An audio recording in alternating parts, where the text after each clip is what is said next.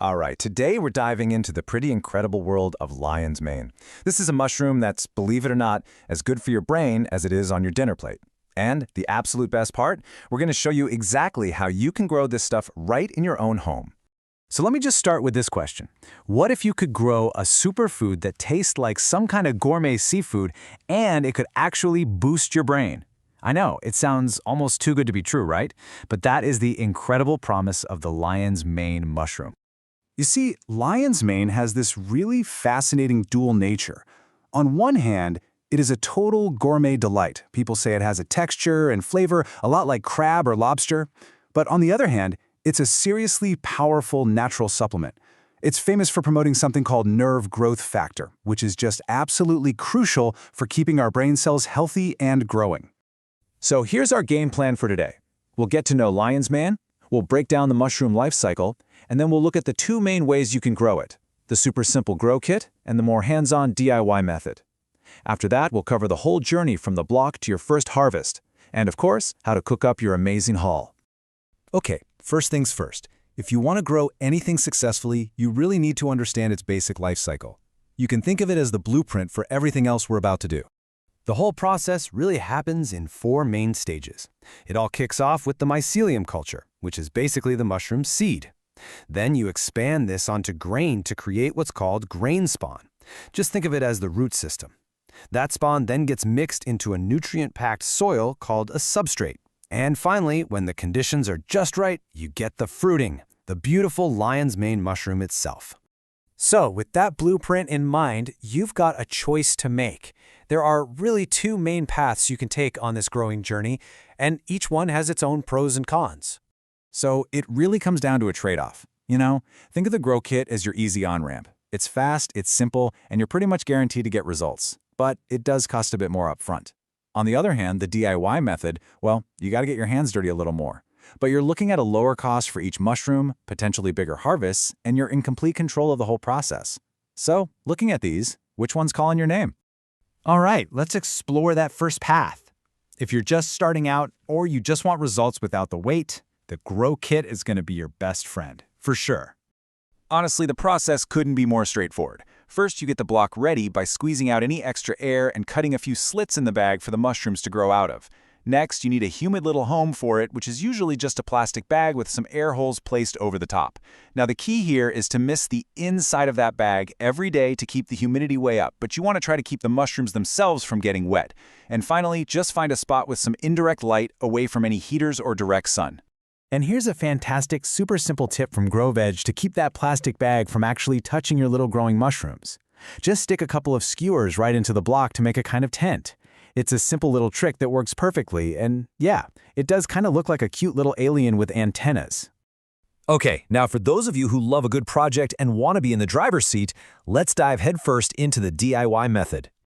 The whole DIY journey basically breaks down into 3 big phases. You're going to make your own grain spawn, then you'll prepare that nutrient-rich substrate, and finally, you'll mix them together. That's called inoculating, and then you just let the mycelium work its magic during incubation. Making your own grain spawn is really the first big step. You'll soak and boil the grain, something like rye, until it's nicely hydrated but not bursting open. Then you dry it, load it into a special bag, and now this is the most critical part. You have to sterilize it in a pressure cooker to kill off any mold or bacteria that might compete.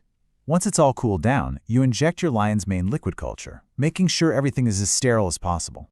Okay, listen up, because this is a super important tip if you're going the DIY route. Lion's mane mycelium, it just looks different. It's kind of fluffy, almost wispy.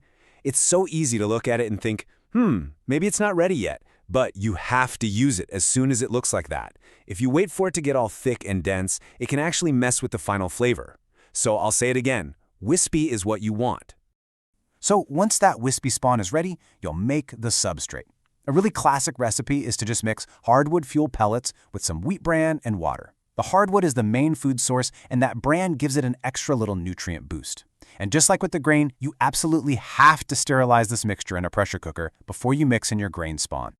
Okay, so whether you started with a kit or you went full-on DIY, this is where the 2 paths meet up. And this is the really exciting part where you actually get to see your mushrooms come to life.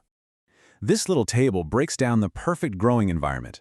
Lion's mane, it likes it on the cooler side, ideally between 60 and 70 degrees Fahrenheit, and it loves high humidity. That 85 to 95% range is really, really important. It needs a little fresh air to stop it from getting all branchy, but it's not as demanding as, say, an oyster mushroom. And of course, no direct sunlight ever. Now here's a really cool thing about lion's mane. It often tells you exactly where it wants to grow. You'll actually see these tiny little baby mushrooms, they're called pins, forming right up against the inside of the bag. When you see that, all you have to do is cut an X right on that spot, and the mushroom will grow right out through that hole you made. It's pretty neat. So, when is it time to harvest? You'll know when the mushroom's teeth, those little icicle-looking things, are well formed. Just grab the whole cluster nice and firmly and give it a good twist right off the block. But hey, don't throw that block out. You can get it ready for a second or even a third harvest, we call those flushes, just by scraping the old spot clean and soaking the whole block in water for a few hours. And now we have arrived at the absolute best part of this whole process, turning your amazing homegrown harvest into a seriously delicious meal. The versatility of this mushroom is just incredible. You can pan-fry thick slices in butter to get that classic lobster-like texture. You can shred it up and cook it with some barbecue sauce for an unbelievable plant-based pulled pork. Or you can even dehydrate it, grind it into a powder, and add a scoop to your morning coffee for a brain-boosting start to your day. Plus, it lasts for a surprisingly long time in the fridge. Okay, here's a pro cooking tip that is going to take your lion's mane to a whole new level. Before you add any butter or oil to the pan, just put the slices in a hot, dry pan. This is called a dry fry, and what it does is it gets rid of the extra water and concentrates all that amazing flavor, giving you a much better, meatier texture. Trust me on this one. And I want you to remember this number, 3. You know why? Because with the right care after your first harvest, you can typically get up to 3 full harvests, or flushes, from one single productive mushroom block. It is truly the gift that just keeps on giving. So there you have it. You've seen the easy way to get started with a grow kit, and you've seen the rewarding deep dive of the DIY method. You've got the blueprint, you've got the recipes, and you've got the tips for success. So the only real question left is, now that you know the paths, which one are you going to choose?